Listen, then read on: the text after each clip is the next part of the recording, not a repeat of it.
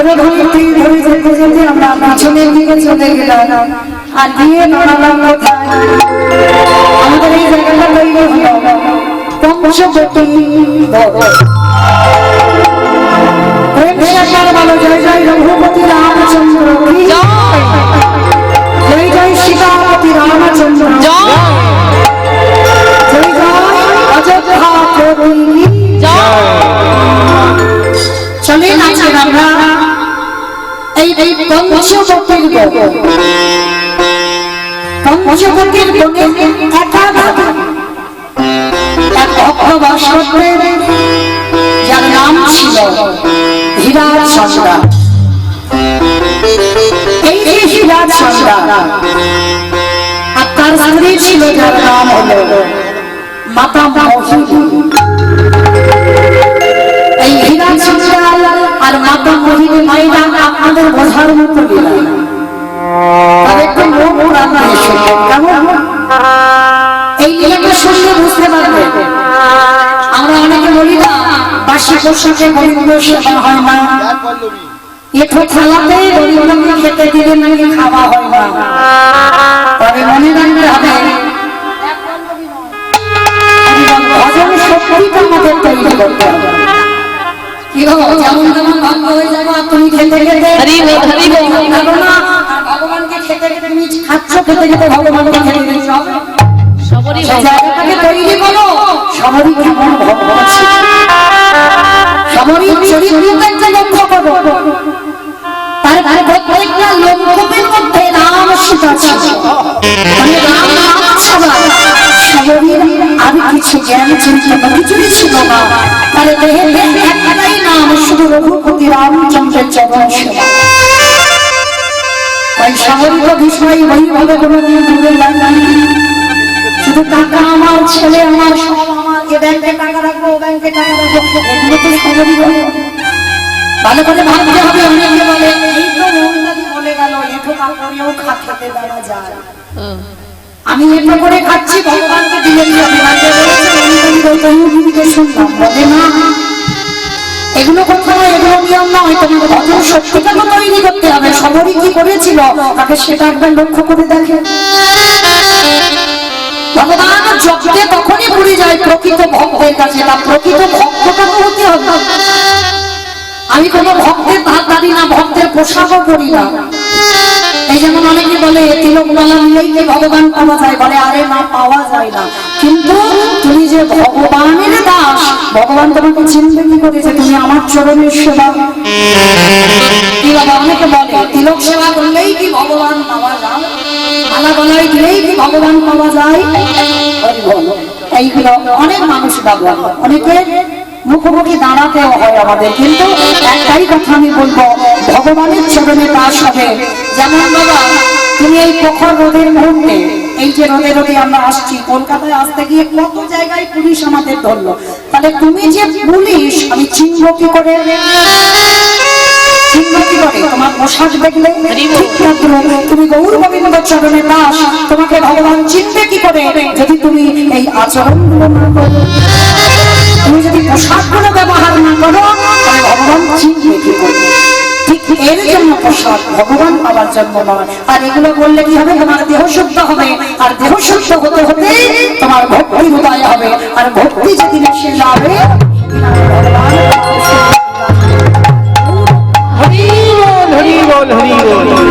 তাহলে মনে রাখতে হবে বাবা এই যে সবরই কত বড় ভক্ত ছিল তারপরেই তো ভগবান তার এতটা আমার রামচন্দ্র সেবা করেছে। তাহলে চলেন এই সবরই জন্মটা কি করে হলো আগে আমরা জানবো। মায়ের নাম ছিল মাতা মোহিনী আর বাবার নাম ছিল হীরাচন্দ্র। দুই স্বামী স্ত্রী ওই মাধু করে করে আমার রামচন্দ্র সেবা করত। পঞ্চবটির বনে একা ঘরে এদের একটা কুড়ে ঘর ছিল। তো মাধু করে ঘুরতে যেত। হঠাৎ বাবা সকালবেলা মোহিনী দরজা থেকে বার হলো, হঠাৎ দেখে না কতগুলো মেয়ে জলের ঘাটে জল আনতে গেছে। আর যখনই জলের ঘাটে জল আনতে গেছে মোহিনীকে দর্শন করে বললেন ছি ছি ছি ছি ছি ছি। সকালটা একেবারে মাটি হয়ে গেল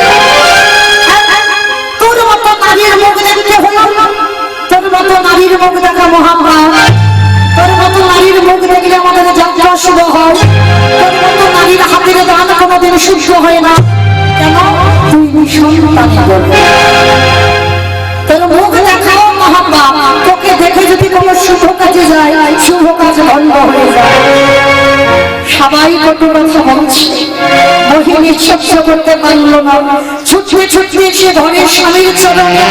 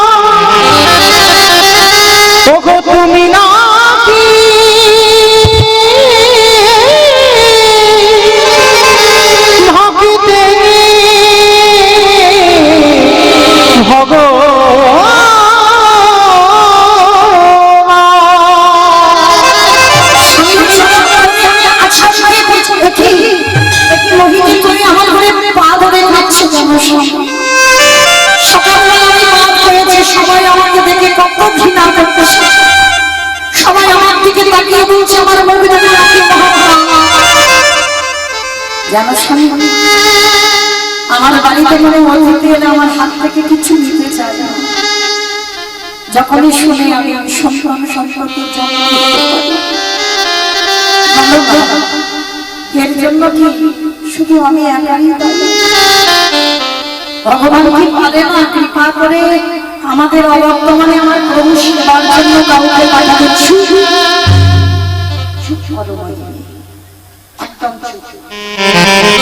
একটা কথা বলবো না, কেন ভুলে যাব? ভগবানের কাছে চাইলে কম পড়ে, আর না চাইতে এত কিছু দেয়, এত কিছু দেয়, তুমি রাখবার জায়গা পাবে।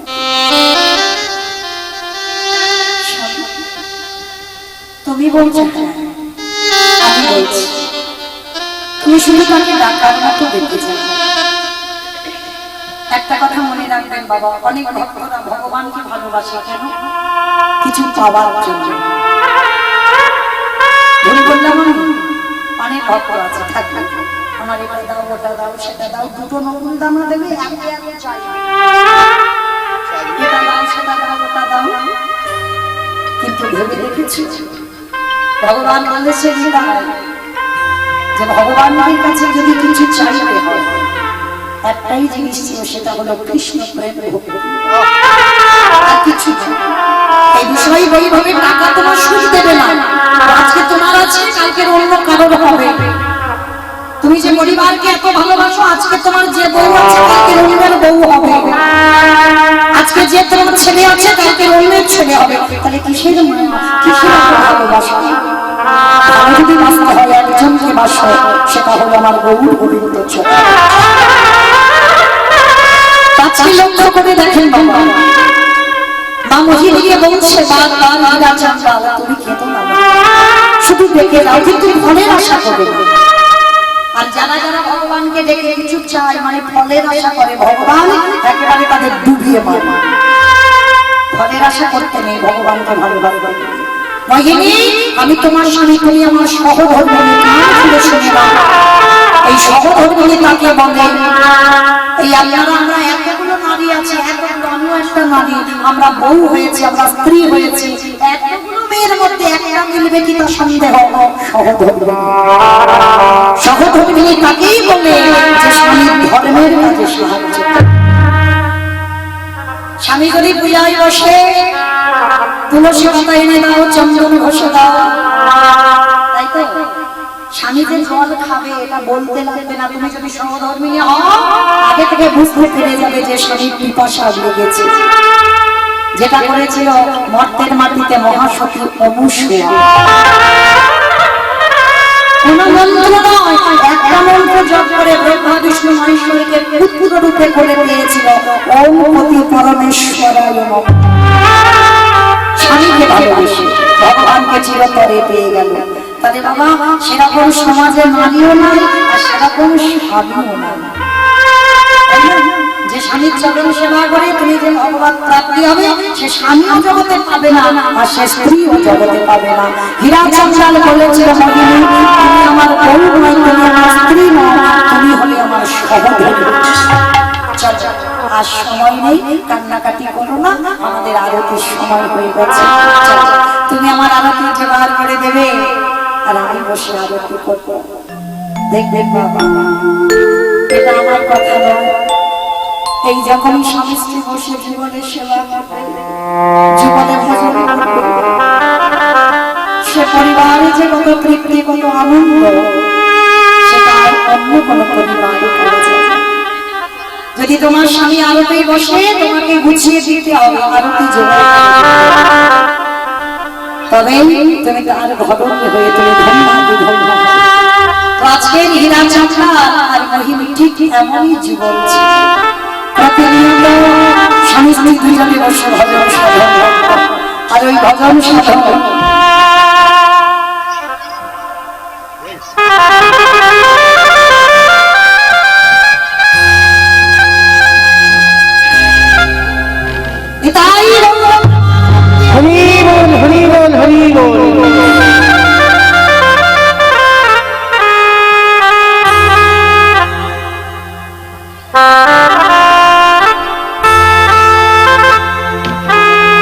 এদেরই বংশের প্রদীপ। পরবর্তী দিনে ওর বাবা মা ঠাকুমার অবর্তন আমি যেন এই অনুষ্ঠানটা চালাতে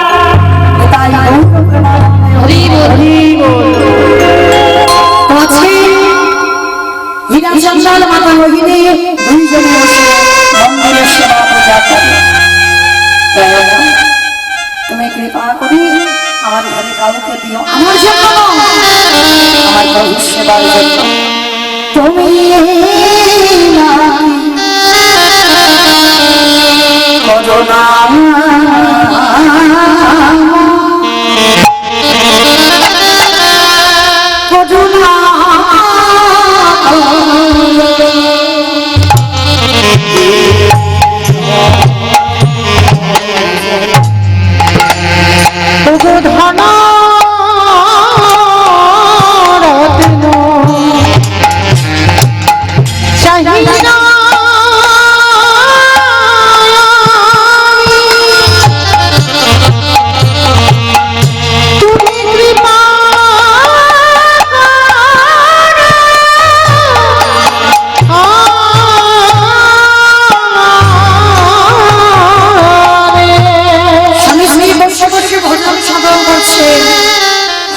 ভগবান মনে মনে করলো ভক্তের কোন আলো করে আমি কাউকে পাঠাবো, যাদের এত ভক্তি যাদের এত প্রেম, ওদের অবর্তমানে আমার সেবার দায়িত্ব কার হাতে দিবে।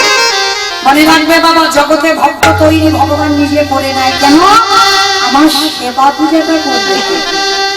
তাহলে এমনি এমনি কি ভগবান ওই মোহিনীর গর্ভে দিল? এতদিন পরে মা বুঝতে পেরেছে, অনুভব করেছে আমি মা হবে। কিন্তু যেই না অনুভব, যারা যারা বলতো তুই নিঃসন্তানী, তোর মুখ দেখা মহাপাপ, তাদের কাছে গিয়ে মোহিনী বড়াই করে বলছে, কি গো তোমরা তো খুব বলতে আমার মুখ দেখা মহাপাপ, আমি নিঃসন্তানী বলে আমার হাতের দান কেউ গ্রহণ করতো না, অসাধ্যকে সাধন করেছি। কি গো মায়েরা সহ্য করবে ভগবান? ভগবান বললেন আমি দুটো বস্তু সহ্য করি না, এই কথা দুটো খুব ভালো করে খেয়াল রাখবেন, প্রত্যেকটা ভক্তের যেন মাথাতে ঢুকে যায়। এই দুটো ভগবান সহ্য করে না, এক হলো ভক্তের অহংকার, আরেকটি হলো ভক্তের চোখে। ভগবানকে মাপতে গেলে কোনোদিন দড়ি নয়, কোনোদিন মন্দির নয়, ফলের ডালা নয়, মালা নয়, ওই পোশাক নয়। ভগবানকে মাপতে গেলে একটাই বস্তু লাগে, সেটা হলো ভক্তের চোখ। আর ওইটা যার মধ্যে থাকবে সে অন্তিম সময় ভগবানের আজকের হীরা চন্দন আর মাতা মোহিনীর হীরা চন্দন নয়, মোহিনীর পা মাটিতে পড়ে না। যাকে দেখতে পাই তাকে ধরে বলছে, কি গো আমার ভক্তিতে ভগবান বাধ্য হয়েছে আমাকে সন্তান দিতে, ভগবান বাধ্য হয়েছে আমার কোল আলো করে। ভগবানের অভিমান হলো মহিনী, এখনো তো তুমি ছেলেটার জন্ম দাও, তার আগে তোমার এত অহংকার, জন্ম দিলে তোমার কি পরিণতি হবে? আসবার আগে পৃথিবীতে জন্মাবার আগে যত তোমার এত অহংকার, তবে জন্মালে তো তোমার পা মাটিতে পড়বে না। হঠাৎ ভগবান দৈববাণী করল, মোহিনী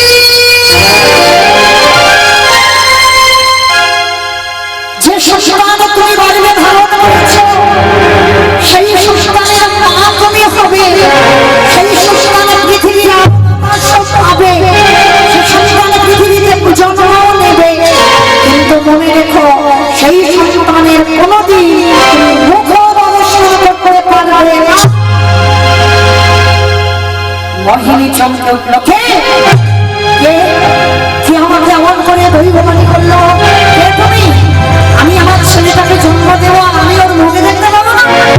তুমি চলে যাও, কিছু জানে না, শুধু শুধু আমাকে বলে যাচ্ছে আমি ওকে জন্ম দেবো, আমি ওর মা, মুখ দেখতে পাবো না, তুমি চলে যাও। ধরে ধরতে পারলো না, চিনতে পারলো না কে দৈববাণী করলো। যখনই ধরতে পারলো না, চিনতে পারলো না, দেখতে দেখতে গর্ভদিনের পরে দিন বেড়ে যায় 10 মাস 10 দিন। ভগবান মনে মনে ভাবছে, দেখি ভক্তে বাকি করে 3 দিন উপবাস, 3 দিন গর্ভবতী মা কিছুটি খায়। আর যখনই 3 দিন উপবাসে আছে, কিছু খেতে পাচ্ছে না, 3 দিন পরে হীরাচন্দ্রকে বলছিস, যাও না, তুমি আমার জন্য কিছু খাবার এনে দাও, বড্ড খেতে পাচ্ছি, আজ আমি সহ্য করতে পারছি, কিছু খাবার এনে দাও না বাবা। তুমি ভালো আছো? আমি এখন একটু ভালো আছি, তুমি যাও। ঠিক আছে, তাহলে তুমি থাকো। পুরো একটা ঘর, তাল পাতার ঘর, মোহিনী রয়েছে। আর যেই না মোহিনীকে রেখে হীরাচন্দ্রাল গেছে বাবা নগরে ভিক্ষা, স্ত্রীকে একটু খেতে দেবে বলে ভিক্ষায় গেছে, ভিক্ষাই তো সম্ভব। হঠাৎ ভগবান ডাক দিল, ভগবতী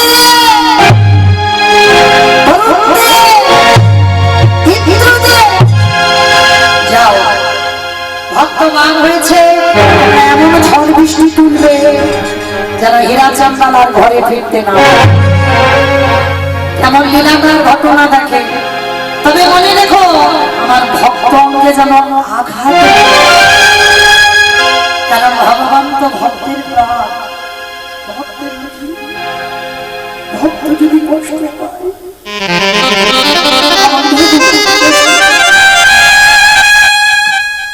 ঝড় বৃষ্টি উঠে বলো, হঠাৎ বাবা পরিষ্কার আকাশে ঝড় বৃষ্টি উঠলো। এত ঝড় বৃষ্টি উঠেছে, হীরাচন্দ্রাল ভিক্ষা পেয়ে একটা গাছের গোড়াতে দাঁড়িয়ে আছে, আর প্রচুর ঝড় বৃষ্টি হচ্ছে। পরিষ্কার আকাশে এত ঝড় বৃষ্টি হঠাৎ কি করে এলো? তার এদিকে ঝড় বৃষ্টি উঠলো, আর ওদিকে মায়ের প্রসব যন্ত্রণা শুরু হলো। দেখি এবার তুই কি করিস।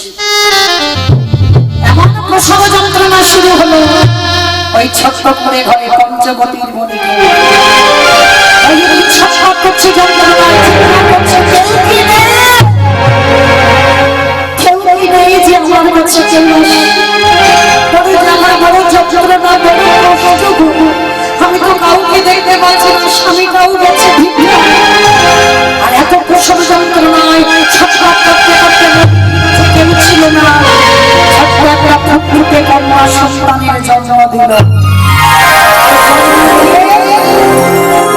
ভগবানের অভিশাপের মতো মোহিনীর মৃত্যু হয়ে গেল।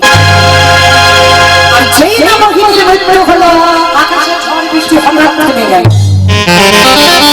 হীরাচন্দ্রাল হাতে খাবার নিয়ে মনে মনে ভাবছে, হঠাৎ করে ঝড় বৃষ্টি, যেটা বলে না বাবা বিনা মেঘে বজ্রাঘাত, হঠাৎ বৃষ্টি, হঠাৎ ঝড়, আবার বন্ধ হয়ে গেছে। তাড়াতাড়ি করে ওই পুটলিটা নিয়ে ছুটতে ছুটতে যাচ্ছে মোহিনীকে খেতে দেবে। ছুটতে ছুটতে বাড়িতে এসেছে, মোহিনী মোহিনী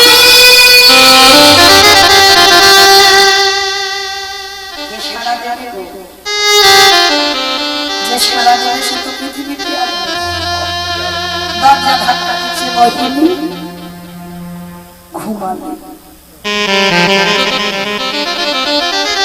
ও মহিনী তুমি ঘুমালে, একবার কথা বলো। দেখো তুমি তো বলেছিলে তোমার খিদে পেয়েছে, ওই জন্য খাবার এনেছি। খাবে না? কোনো আওয়াজ কি এতক্ষণ ধরে ডাকছে? আমার মহিনী তো এমন নয়, সারা দেবে না এমন মেয়ে তো নয়। দরজা তার পাতা, দরজা ঠেলা দিয়েছে, খুলে গেছে। আর গিয়ে দেখে না মহিনী অচৈতন্য, পাশে একটা ছোট্ট ফুটফুটে কন্যা। বাবা তো কোনোদিন বাবা সন্তান দেখেনি। ছুটে গিয়ে ওই সন্তানটাকে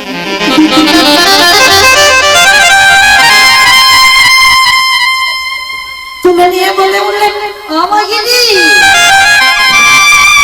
এই দেখো, তুমি বলেছিলে না তোমার একটা কন্যা সন্তান হোক, ঠিক যেন তোমার মতো হবে। কি সুন্দর মেয়েটা হয়েছে, একবার দেখো তুমি তাকিয়ে। আমি কখন থেকে কথা বলে যাচ্ছি, তুমি একটাও তো কথা বলছি। যেই না মোহিনীর অঙ্গটা স্পর্শ করেছে, দেখে না অনেক আগে মরে গেছে। দেবতা শীতল নাসিকায় হাত দিয়ে দেখলে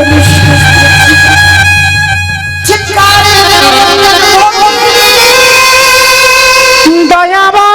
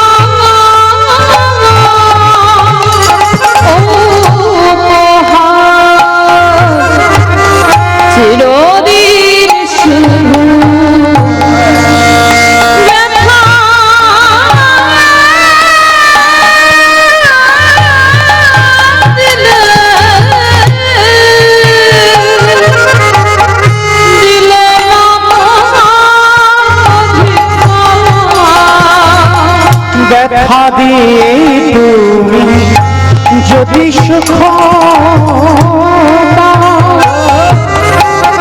যত দেখা প্রভু তুমি আমায়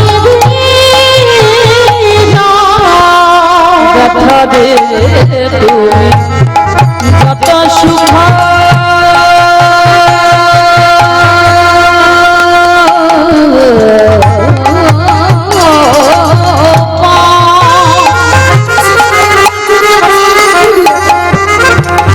যত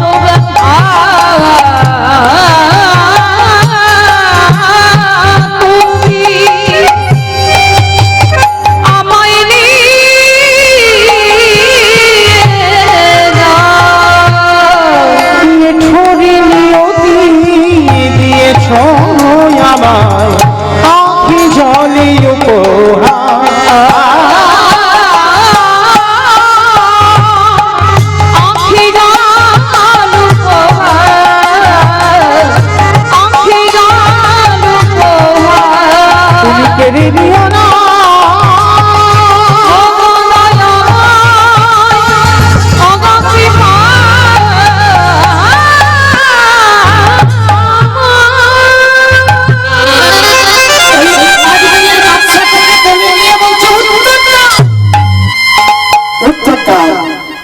তোমার কাছে তো কোনোদিন কেঁদে বলিনি আমার স্ত্রী দাও, আমি তো কোনোদিন বলিনি আমার সন্তান দাও, দিয়ে যদি সব কেড়ে নেবে কি বলেছে?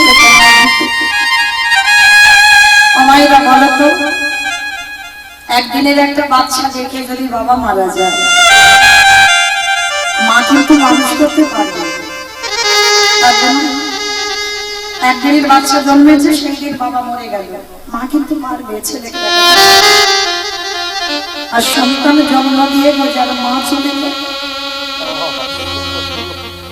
মানুষ হয়, তবে মানুষের মতো মানুষ ভালো তোমার সবাই বাসবে, তোমার মার মতো করবে।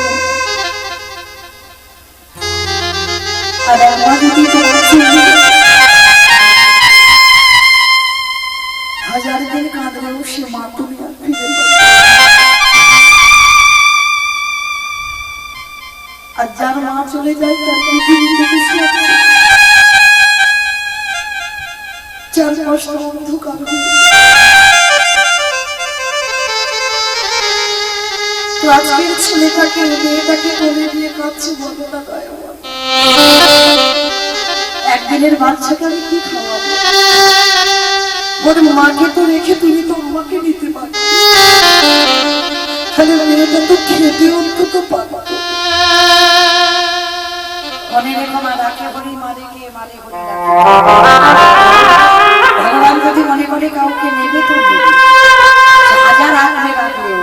আর ভগবান যদি বলে রাখবে, কেউ নিতে পারবে না। মেয়েটাকে কি খাওয়াবো বলে খাচ্ছে, ভগবান মনে মনে ভাবছে ভক্তকে তো আমি জন্ম দিয়েছি, তাহলে দায়িত্বটাও আমার। স্বর্গ থেকে কামধেনুকে পাঠাবো, এই কামধেনুর কাছে বাবা যে যা চায় তাকে তাই দিয়ে দেয়। সোনা দানা টাকা পয়সা মনি মানিক্য ঘর বাড়ি কামধেনুর কাছে গিয়ে চাইবে, সেটাই দিয়ে দেবে। কামধেনুটা ওই হীরাচন্দ্রের পদ্ম কুঠিরের কাছে এসে হাম্মা হাম্মা রবে ডাকছে। আর যেই না হাম্মা হাম্মা রবে ডাকছে, হীরাচন্দ্র মেয়েটাকে কোলে করে নিয়ে স্ত্রী ঘরে আছে, মেয়েটাকে নিয়ে একটা বাটি নিয়ে